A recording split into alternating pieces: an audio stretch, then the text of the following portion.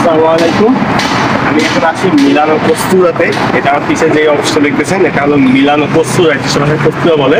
আপনার একটা police station. এইখানে কিন্তু আপনার যত ডকুমেন্ট আছে সেগুলোর প্রসেসিং হয়। আপনার হাজিরা আসার পরই অন্য জায়গায় হাজিরা দিতে হয়, যেটাকে আমরা কমিউনি বলি। কমিউনিতে প্রেফেক্টুর এক এক জায়গায় এক এক রকম ভাবে প্রসেসিং হয়। আমার পিছনে এটা দেখতেছেন কস্তুরাদি পুলিশ দি মিলানো। এখানে হলো আজকে আমার রাজু মামা আসছে। এটা হলো মূলত আসলে কাগজের ডেট। হ্যাঁ, তো এইখানটাই কিন্তু মূলত আমি কাগজ পাইছিলাম বিগত 1 বছর পরে আসলাম, কারণ 1 বছরের কাগজ পাওয়ার পর আর এখানে আমার প্রয়োজন হয় নাই। আজকে আসলাম রাজু মামায় দিয়ে যেতে। এখন সকাল 7টার মতন। চোখের অবস্থা দেখে বুঝতে পারতেছেন।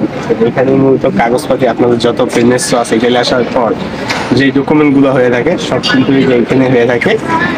তো কস্তুরা জিনিসটার নামটা মনে রাখবেন, কস্তুরা। এটা এক এক শহরে এক এক রকম থাকে, যেমন কস্তুরাদি নাপোলি, কস্তুরাদি কোসেনজা, কস্তুরাদি রোমা। এক এক সিটিতে এক রকম নাম থাকে। আমারটা যেমন কস্তুরাদি মিলানো, যেহেতু আমি মিলানো বসবাস করি। আমার সকল ডকুমেন্ট এখানে হয়েছে। আমার ডকুমেন্টে গায়ে কিন্তু লেখা কস্তুরাদি মিলানো। আরেকটা জিনিস সেটা হলো, দেখেন এখানে ঢুকতে হলে অ্যাপার্টমেন্ট লাগে। ইতালির প্রতিটা জিনিসে অ্যাপার্টমেন্ট প্রয়োজন। অ্যাপার্টমেন্ট ছাড়া ইতালি কোনো কিছু হয় না। এখানে ঢুকতে অ্যাপার্টমেন্ট প্রয়োজন।